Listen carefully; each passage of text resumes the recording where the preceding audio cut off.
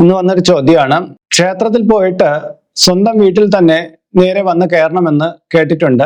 മറ്റ് വീടുകളിൽ കയറി കഴിഞ്ഞാൽ നമ്മുടെ ക്ഷേത്ര പുണ്യം നശിച്ചു പോകുമെന്നാണ് പണ്ട് മുത്തശ്ശിയൊക്കെ പറഞ്ഞു തന്നിട്ടുള്ളത്. ഇത് ശരിയായ കാര്യമാണോ?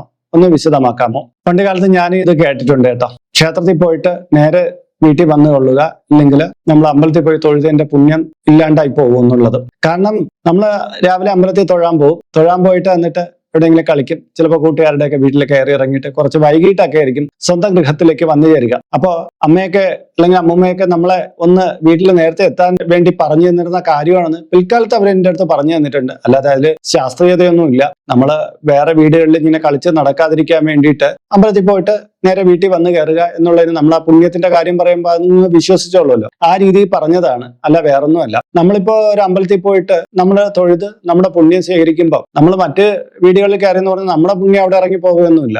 നമ്മളെ പുണ്യത്തായിട്ട് ഓരോ വീടുകളിൽ ചെല്ലും. ഇനി ഒരു അംശം അവർക്കൊരു പുണ്യം കിട്ടുകയാണെങ്കിൽ അതും വേറൊരു പുണ്യമല്ലേ. നമ്മളൊരാൾക്ക് ഒരു ഗുണം കൊടുക്കുകയല്ലേ ചെയ്യുന്നത്, ദോഷം കൊടുക്കുന്നില്ലല്ലോ.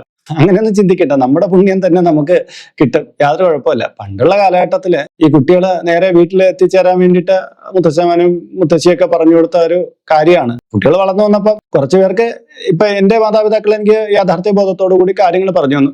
ചില കുട്ടികൾക്ക് അത് പറഞ്ഞു കൊടുക്കാൻ രക്ഷകർത്താക്കൾക്ക് കഴിഞ്ഞിട്ടുണ്ടാവില്ല. അങ്ങനെയുള്ളവരിൽ നിന്നാണ് ഈ വിശ്വാസം കൂടുതലായിട്ട് പടർന്നു പോയിട്ടുള്ളത്. നമ്മൾ അമ്പലത്തിൽ പോയിട്ട് ചിലപ്പം ഏതെങ്കിലും യാദൃശ്ചിക ഒരു കൂട്ടുകാരുടെ വീട്ടിലൊക്കെ കയറി എന്ന് പറഞ്ഞാൽ നമ്മുടെ പുണ്യം അവിടെ ചോർന്നു പോവുകയൊന്നുമില്ല കേട്ടോ. അങ്ങനെയൊന്നുമില്ല. അപ്പൊ അത് തെറ്റായിട്ടുള്ള ഒരു ധാരണയാണ്. ക്ഷേത്രത്തിൽ പോകുന്നത് നമ്മുടെ ഭക്തിവിലാസം കൂട്ടാൻ വേണ്ടിയിട്ട്, നമ്മുടെ ആ പ്രാർത്ഥനാ പുണ്യങ്ങൾ നേടിയെടുക്കാൻ വേണ്ടിയിട്ടാണ്. അത് നമ്മൾ മറ്റിടത്ത് പോയെന്നോ വേറൊരു സ്ഥലത്ത് പോയെന്ന് പറഞ്ഞാൽ ആ പുണ്യം ചോർന്നു പോവുകയൊന്നുമില്ല. അത് പേടിക്കണ്ട.